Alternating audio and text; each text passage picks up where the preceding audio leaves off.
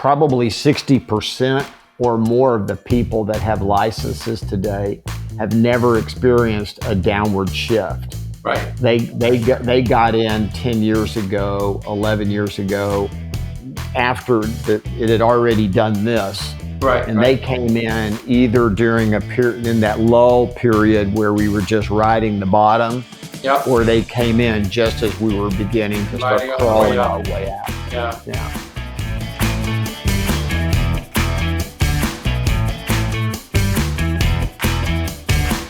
I'd like to make our time today about shifts in the market. You've been in this business long enough to have seen a couple of pretty important shifts.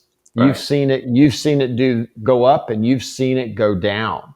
Right. So can you talk to me about that? What's your perspective on when a market shifts like this and all of a sudden things get a little tougher? One of the things, because I track so much and I'm really aware of what's happening, the big shift where I really, really learned a lot was, the Great Recession, right? Back 12 years ago. And I mean, I look back at that moment and I saw it coming, because every week I'd see the inventory going up and I would see prices coming down, and I prepared my team. I said, you guys, a lot of these people have bought houses with 100% financing. Values are going down. We're losing jobs. We lost a lot of jobs in Michigan. This is not going in the right direction. And I found out about there was the CDPE organization, which taught you how to handle short sales, right? And the minute I heard about that, I flew out to California. I think I took one of the very first classes that they taught, and I brought 2 of my staff members with me. And so we got on that bandwagon right away and started learning how to process short sales, because that's the direction the market was going.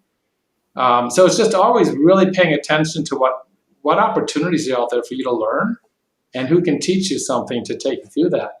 Then the other thing we learned was there were a lot of people who were, they were upside down, but they didn't want to sell.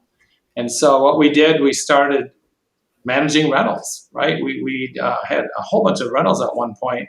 And the nice part about that was that over time, all those rentals eventually became listings as the market started rising. So it's just always being a step ahead, really seeing what's going on and where can I learn, who's doing something that I would benefit from. Martin, what a lot of people that have not experienced what you and I have begin to wonder is, why would anybody do business in that environment? Right. But they do, don't they? Oh, absolutely. I tell my team that all the time. I say, you guys, it doesn't matter what happens. People always have to move, right? And whatever it takes, you have to learn the skill set of the moment to be the one that brokers the transaction, right? Let me ask you a question. How does that messaging translate into any of your marketing materials? Back then I'm trying to remember what we did for marketing. I've always been really heavy into, we have, quarterly newsletters, all of this kind of stuff. The other thing we did very well, we communicated with our sellers every week. I literally back then spent probably a day and a half doing nothing but doing market reports. So I would call the sellers, hey, Mr. Smith, I said, I want to let you know that in the past week, there were 10 new properties that came to the market, 4 price reductions, and 1 went under contract. And so this is the trend we're seeing, and blah, blah, blah. You know what I'm saying? I would every single week do that for, back then I had sometimes as many as 80 listings. And that's where I'm talking, you work hard.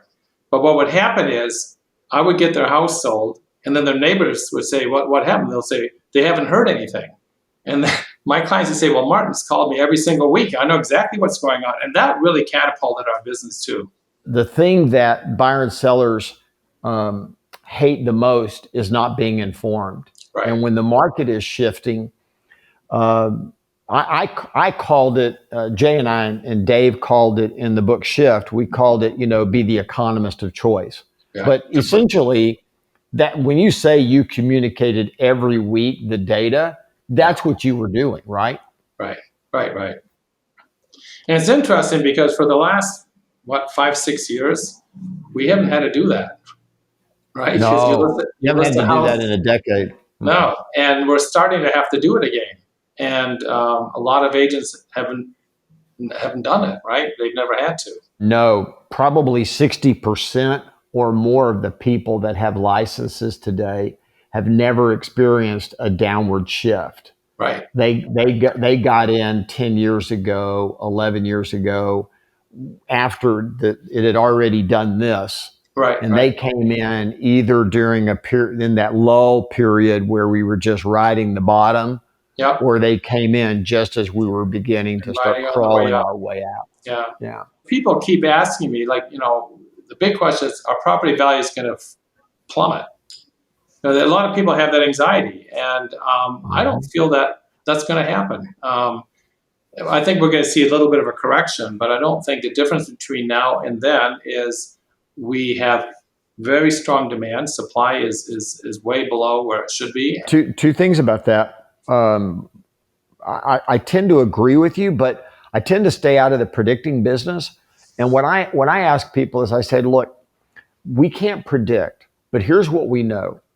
And that is, if your holding horizon is around 6 to 7 years, Yeah. history says you're going to be okay. Yeah. Right? No, absolutely.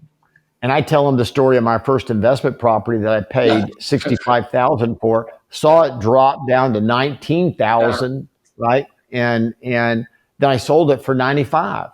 Well, I think people think that things just go like this, but they actually go like this, right? It's constantly on a. It does because real estate is a storehouse of commodities, right? From sand to cement to asphalt to you name it, wood, aluminum, steel, blah blah blah. It's all in it, and because of that, it's going to represent the composite prices of labor and all of that.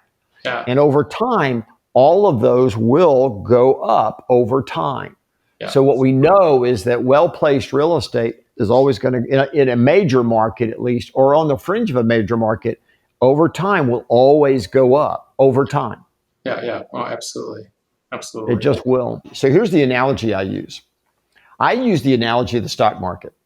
So if you and I were coaching your kids right now, and my kids, and they're saying, what do we do about money? And you say, look, the second that you start getting money, you should absolutely start your retirement fund, right? You should. And you should put and you should put money in that because time, right? But they go, but Dad, right now the market's going down. Why would we do that? And you say it's called dollar cost averaging. Right. And that is, you can't predict the market. You're going to buy in low, but you still own the asset, or you're going to buy high and you still own the asset. It doesn't matter because over time it's going up. So if you're going to own real estate, buy the right pieces of real estate. Right. I think you said this at one of the masterminds that the stock market simply has to go up. Because if it doesn't go up, it's sort of the end of our democracy, right? I mean, it's sort of, that's a very powerful, right. That really that really hit me. The federal government will do everything in their power in a democracy. Yeah. Everything in their power.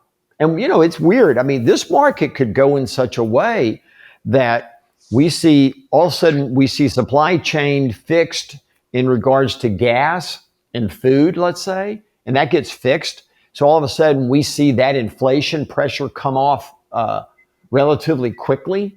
Yeah. And if that all happens, they may find themselves looking up and saying, hold it, real estate may be the drag on the economy.